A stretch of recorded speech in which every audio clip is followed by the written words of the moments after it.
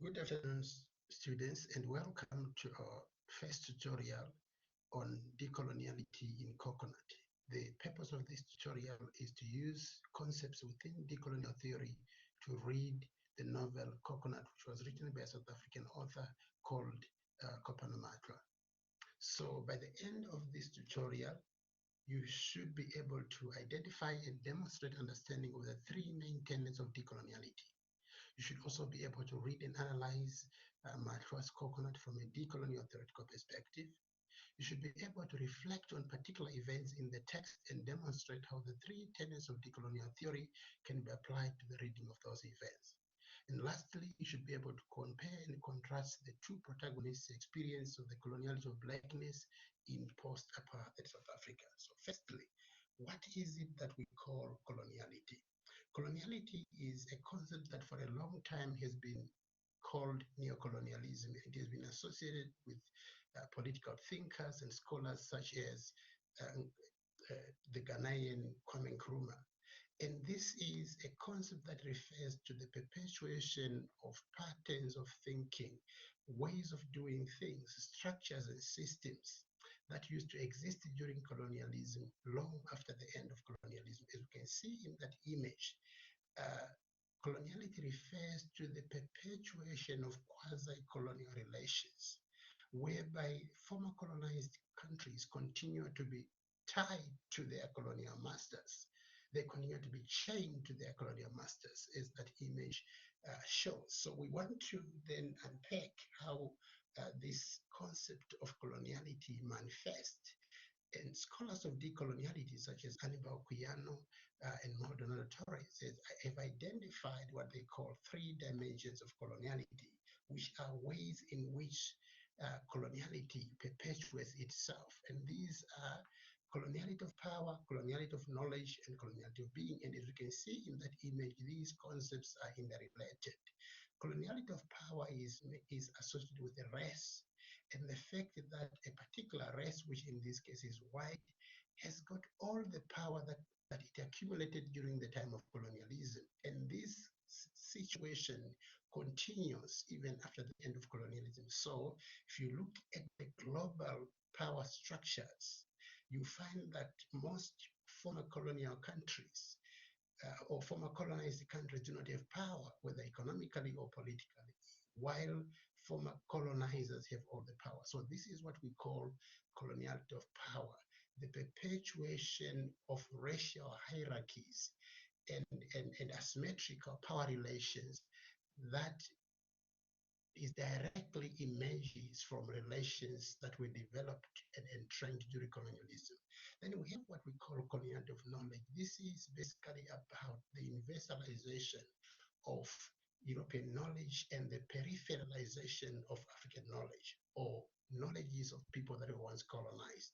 Okay, so this is also a concept that emerges from the colonial system, which relegated African ways of knowing, African knowledge system, to the realm of superstition, to the realm of magic, while this European knowledge was elevated to the realm of science, which is why even now you find that most education systems teach in most education institutions teach in European languages and not in African languages, because African languages were considered as languages when incapable of carrying scientific knowledge. And then lastly, we have what we call coloniality of being. This concept emerges from the colonial system where the humanity of Africans was denied and doubted by the colonial system.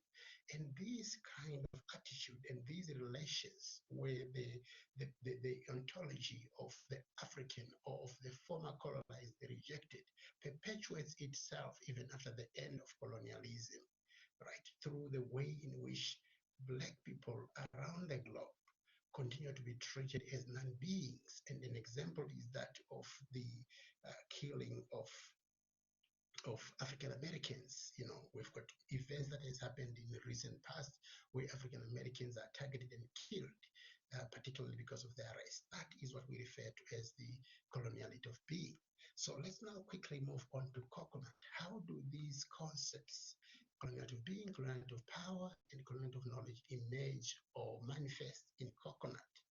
The notion of coconut really is a symbol of the idea of coloniality, whereby Africans continue to live as if they are still colonized. The image of the coconut fruit itself, it tells us that after the end of colonialism, and this is what Kopano Matlwa is saying in the text, the black people, continue to value white culture, white mannerism, and white ways of doing things at the expense of their own indigenous cultures and ways of doing things. And as we can see through the image of the coconut fruit, it is brown outside and white inside, which is an image of what Frantz Fanon calls black skin, white masks.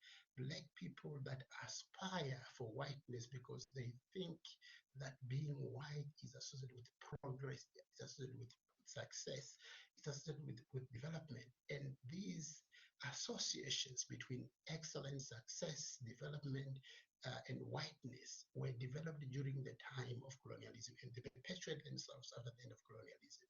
So the text Coconut is basically telling a story of two young females, one called Ophelia, who is born in a rich family, and the other called Fikle, who is born in a poor family in post-apartheid South Africa. Both of these girls are experiencing coloniality of blackness in different ways. One is experiencing discrimination in the white schools that they go to after the end of colonialism. They can now, after the end of apartheid, so to speak, they can now afford to go to these foreign model schools, but when they get to that school, they get discriminated against and they experience all kinds of rejection. The same also applies to Fikle. Fikle actually wants to be white. She wants to access the opulence, the riches associated with whiteness.